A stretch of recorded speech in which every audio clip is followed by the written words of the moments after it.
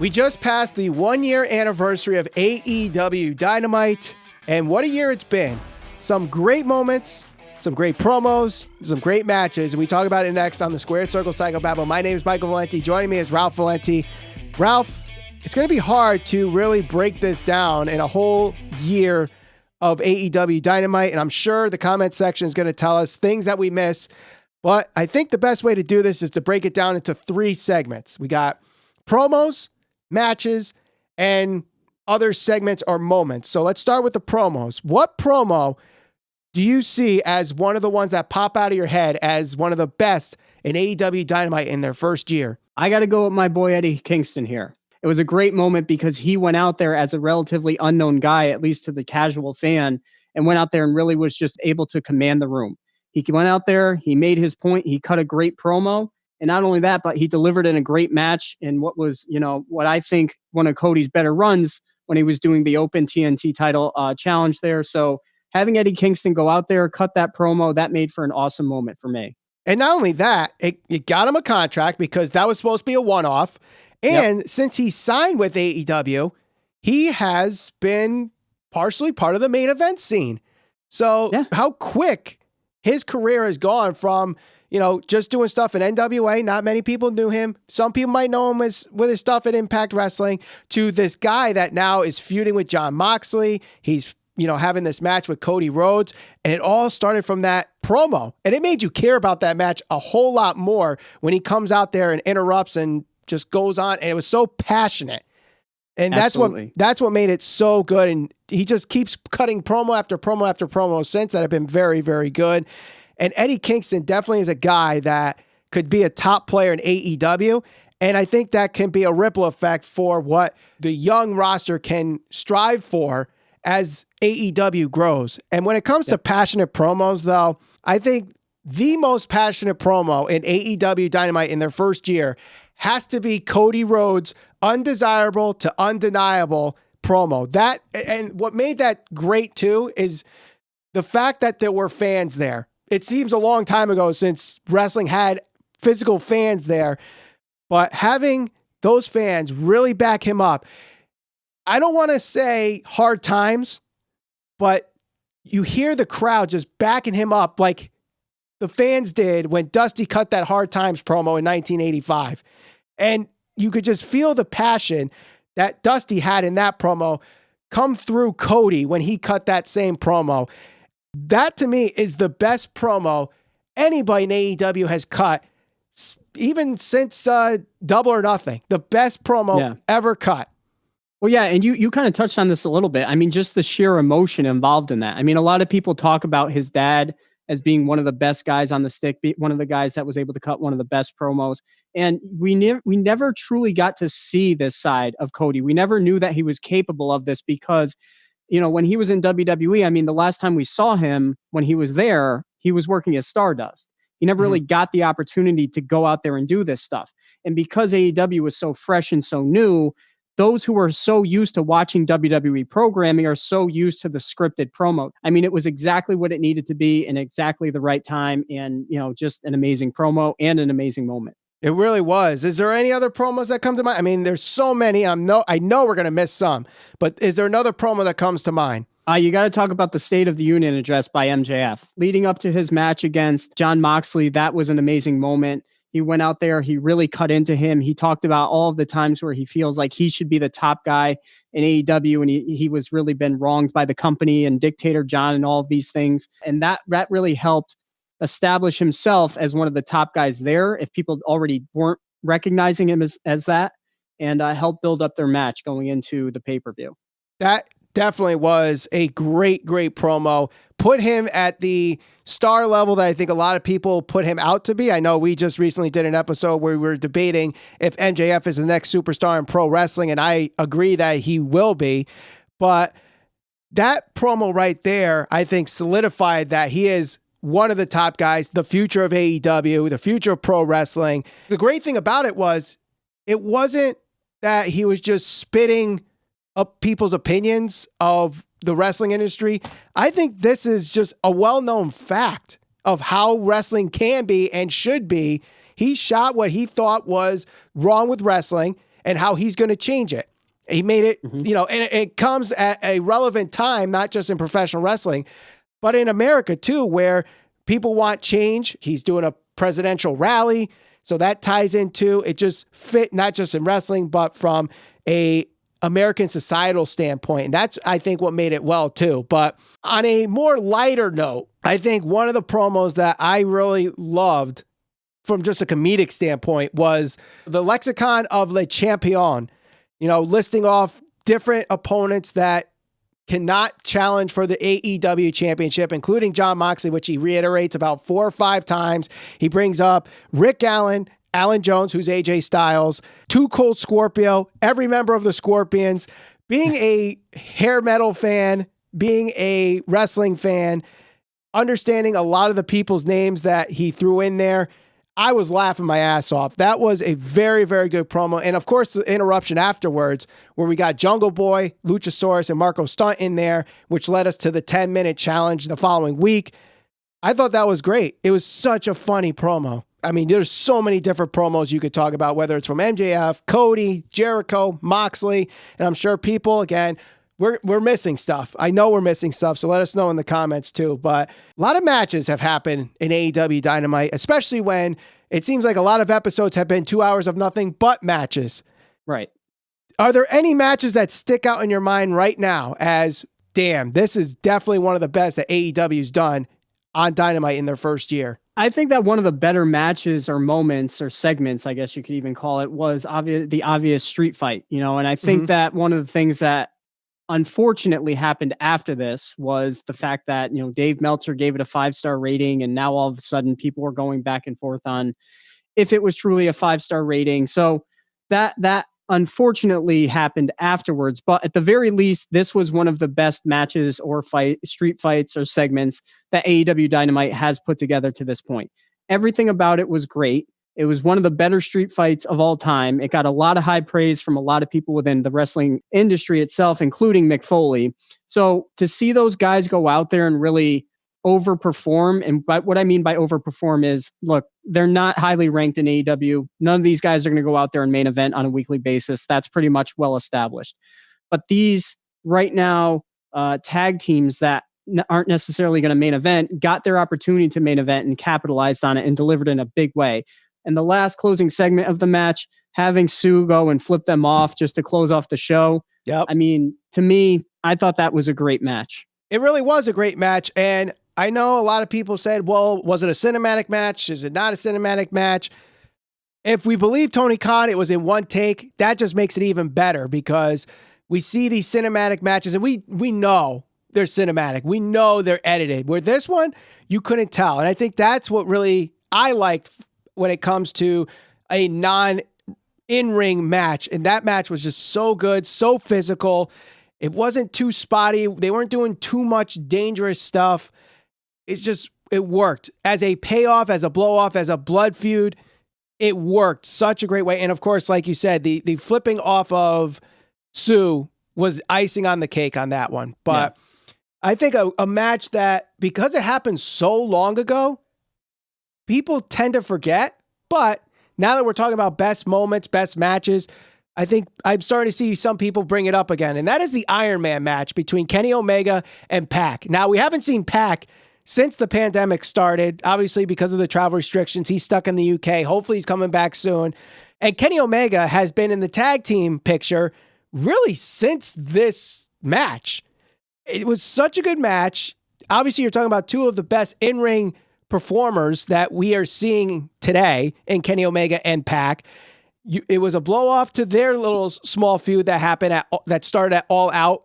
And we got to really see Kenny Omega as the best bout machine for the first time on national TV. And this was a very, very good match. And it's a very historical match because it's the only time in AEW where a disqualification was called. Yeah, and I got to agree with you. I mean, I think this is one of the matches that people kind of forget about because it was so long ago.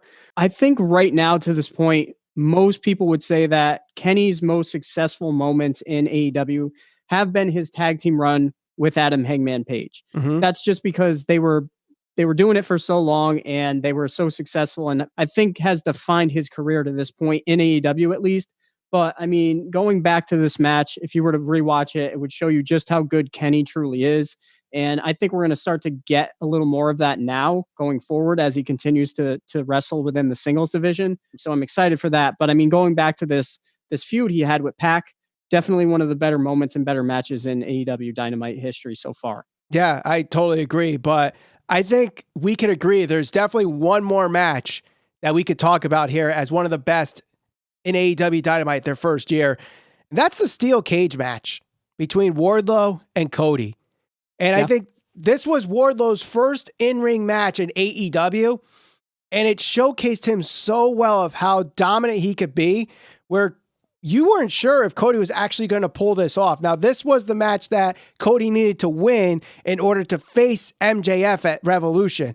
Eventually he does. We get the big moonsault, which to this day, Cody even says that he still gets, like PTSD from that moonsault because it was much higher than he's usually done it before. So that was a very, very good match. You got sympathy for Cody in that match. You see Wardlow, be a badass. And unlike other cage matches that many people see in professional wrestling, if, they're only seeing WWE wrestling, there was no escape rule where you could escape the cage to win. You had to pin or submit inside the ring. I think that's just a nice, great way that I know it's an old rule, but glad they brought it back here in AEW. I got to agree 100%. I thought the cage match itself was very good, especially considering we really didn't know what to expect from Wardlow. I mean, it's not like he's worked in other big promotions before this. They literally picked him up off the indie scene and said, hey, we're going to make you the bodyguard. And guess what? You're going to main event against Cody Rhodes eventually. And he did that. He took advantage of his opportunity. He looked good. And yeah, the spot that most people remember now and was extremely talked about at the time when it happened was the moonsault off the top of the cage. So another great moment, another great match that happened on Dynamite throughout the year. Right. And of course, professional wrestling is not what it is without moments, actual moments. And there's plenty of them in the 1 year of AEW Dynamite. Is there one that sticks out in your mind, Ralph? There is. And to a smaller extent, this ended up transitioning into a much bigger thing, especially now considering we're kind of getting some fans back, at least on Dynamite we are. And that is on the Rock and Rager Jericho cruise there, when Chris Jericho came out alongside Hager and the fans were just singing along to Judas. That transcended into something that I think most people can identify with just Chris Jericho and his entrance. One of the things that fans like most about professional wrestling is the entrance. You have Steve Austin come out, you hear the glass shatter, the fans go nuts, and there's a pop.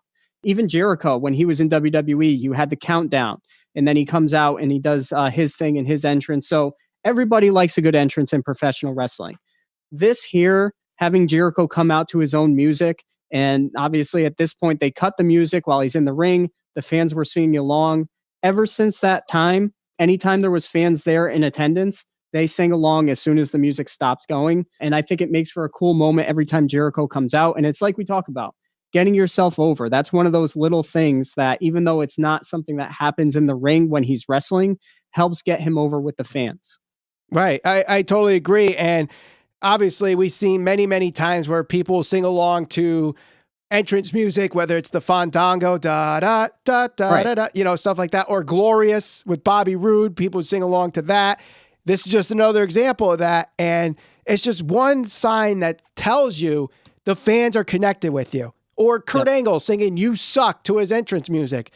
All that. It's just another sign of saying you have made it, my friend. And we know 30 years of Chris Jericho, we know he's definitely made it, but it's just another layer. And I mean, I'll admit it, the song is pretty damn good in my opinion. But another great moment for me for AEW Dynamite has to be the fact that we got the 10 lashes, MJF lashing Cody Rhodes 10 times. Yep. When you talk about emotion, storytelling, cringing, but not to a negative effect, you don't want to look, but you have to look. This did that for 20 minutes. It was very captivating television, in my opinion. And the most visual shot of this that really sets it home is when Cody's reaching out to Brandy. And that shot right there, to me was like, damn, this segment is awesome. This is going to be one that people talk about for years to come. And the sympathy that Cody got in that was just amazing. And MJF was laying in those lashes. He wasn't pulling back. And that's what made it even better. And you saw the marks afterwards. Such a great moment. Well, even if you remember, if you think back to this, how they were able to work the crowd. So not only were they able to get sympathy for Cody, but when Wardlow steps in, puts his hand on MJF, takes his coat off, and they're really milking it. Like, okay, now we're going to see Wardlow start to whip him.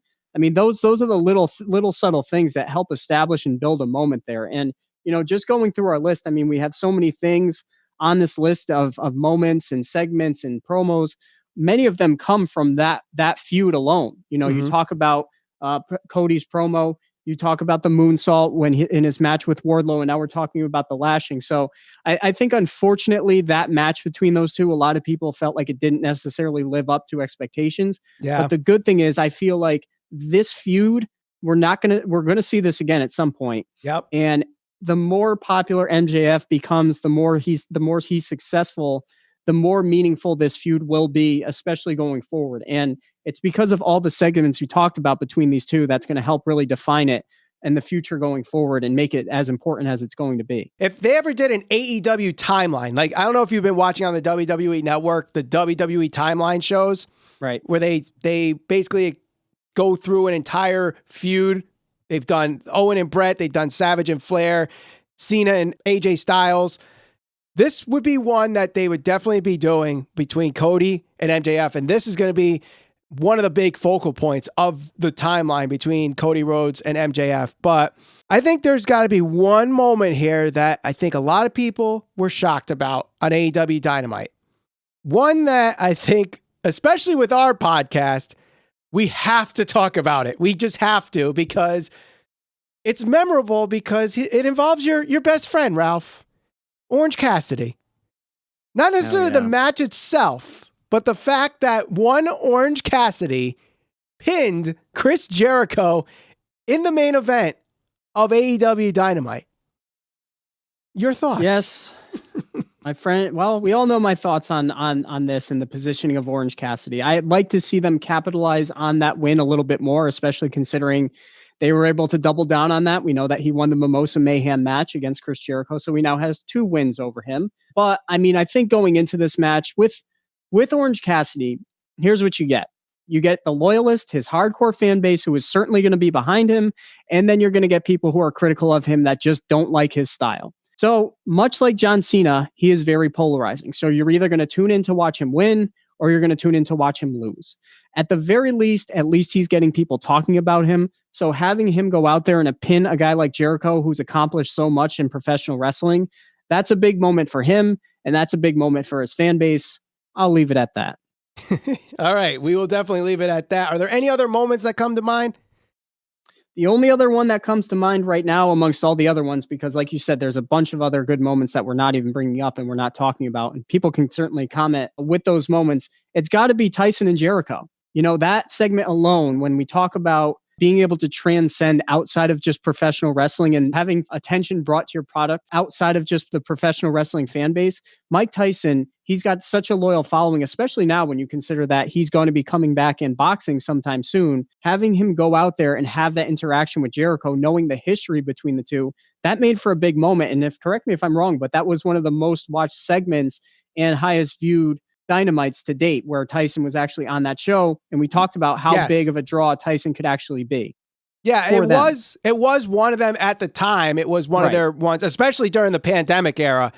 But it was, obviously revisiting something that happened 10 years ago, trying to reenact something that happened with Austin. It was definitely talked about. Right. And some people loved it. Some people hated it, but it was definitely something people were talking about. And that's what you got to talk about when you talk about moments. It's the ones that people are going to talk about. And that definitely was one of them. The moment that I have to close with here is really, I think, the most important moment. And that is the moment that you leave fans with at the end of the first episode. And that is where Jon Moxley puts Kenny Omega through the glass table with the paradigm shift. This was a blood feud for these two, obviously leading to their lights out match at Full Gear. Letting people know that this is our version of professional wrestling. This is what we're going to do. This is our lasting impact for you in our first episode. Take it or leave it. And I think the crowd just being very invested in it, a sold out Washington, D.C. Capital One Arena, it really, really delivered. Where if that is the closing moment and it got no reaction, I don't know if we're talking about this or AEW Dynamite a year from now or 2 years from now or 5 years from now. This is the moment that really catapults AEW to be like, okay, they could play along with WWE and NXT, Raw, SmackDown, whatever. We have an alternative to WWE for the first time in about 15 or 20 years. Yeah, and like you said, the first episode is one of the most important, if not the most important episode, because you got to hook the people and reel them in and make sure that they're entertained. And I mean, I think this was a great way to really showcase John Moxley, knowing that he's already a big star outside of AEW, and kind of introduce Kenny Omega and just kind of show what he's kind of made of and really help catapult their feud going forward. And, you know, again, like anything else, I'm sure we're going to see those two face off at some time in the future. Yeah. I hope they do. I mean, with this tournament that's happening, Kenny Omega's in it. John Moxley's the champion. I feel like what they're ending up doing is having Omega win the tournament, face Moxley, dethrone Moxley as the AEW champion, and that's going to lead to Hangman Page coming in and take the title off of Omega. That's what I think that's leading to. That doesn't happen without this moment on the first episode. That doesn't happen with the rise of Hangman Page. And that's another thing. Like, it's not necessarily a moment, but the rise of Hangman Page drinking beer and being this cowboy doing cowboy shit from, you know, the first episode to now, how over he is with the fan base, how supported he is with the fan base, where they're trying to build him up as the top babyface in AEW. That's got to be something to talk about as well. There's a lot of moments from AEW in this last year. I'm sure we missed them. Remind us what moments we missed in the comments below. Don't forget to join the conversation too by subscribing and hitting that bell for notifications. For Ralph Valenti, my name's Michael Valenti. We'll see you on the next episode of the Squared Circle Psychobabble.